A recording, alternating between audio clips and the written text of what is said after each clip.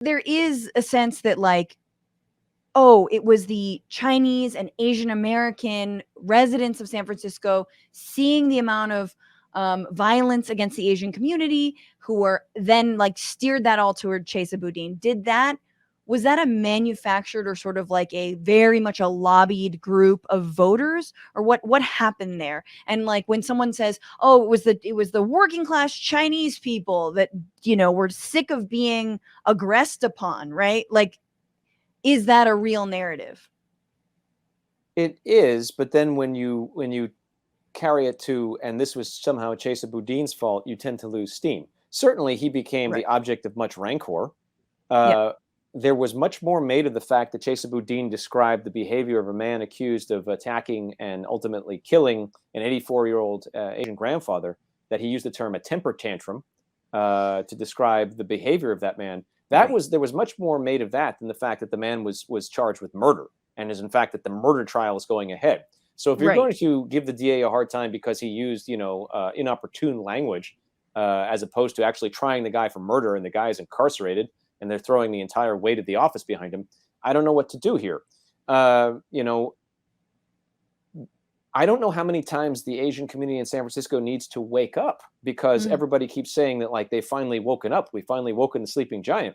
I don't understand. We elected a Chinese American mayor twice, and the Chinese community was very pivotal in that. We've elected a lot of Chinese American candidates. Chinese people in the last decade, the last generation, have been a pivotal voting bloc. You cannot win citywide without appealing to the Chinese American voters, and without appealing to the Asian American voters writ large. So I think this is more about a subset of Chinese voters who are leaning more conservative. And so we'll see how this plays out in November. There are going to be, more right-leaning Chinese candidates running for supervisor districts, et cetera, hoping to use the recall as a wedge issue, which is kind of funny because it's something that actually our supervisors have no say in. But, our supervisors might root for the Dodgers or enjoy stepping in shit or other things that people don't like. But it doesn't really have much to do with municipal government.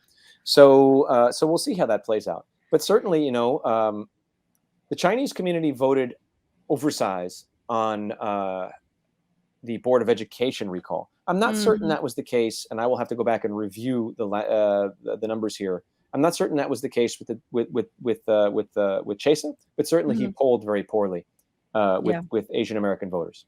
Yeah. I mean, I guess I'm just, as a former resident of SF, like, I think there is just a lot of, and someone who's Chinese, like, as much as I think the anti-Asian violence is really important, I also think there's a whole ton of anti-Black racism in the Asian community and conservative leanings in the Asian community, and so it's not just about race. It's definitely about like class and who are the homeowners in San Francisco, etc. So if you're going to say that Chesa Boudin didn't hold hands and didn't present an emotional case and didn't have a good bedside manner, then he's guilty of that. If you're going to make the case that he tolerated anti-Asian violence, the statistics fall apart, and they fall apart quickly. One of the cases that was used as a highlight that he wasn't carrying this out, wasn't taking it seriously, was a man who said that the victim services never called him, and that he was abused by somebody and he was struck with a baseball bat. And it was actually in the news that he was struck with a baseball bat. I remember Well, it turns out that he was called multiple times by the victim services. It turns out that he stuck his nose into a situation that he probably shouldn't have, where he was upset that a man in a wheelchair and that man's son were riding, the man's son was riding a bicycle on the pavement, and an argument ensued, and then he was struck by an 11-year-old with a wiffle ball bat.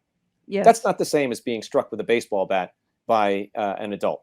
And the people who are drumming for Chesa Boudin's recall and ouster and crucifixion, et cetera, seem to play around the fact that this 11-year-old could have been tried for this.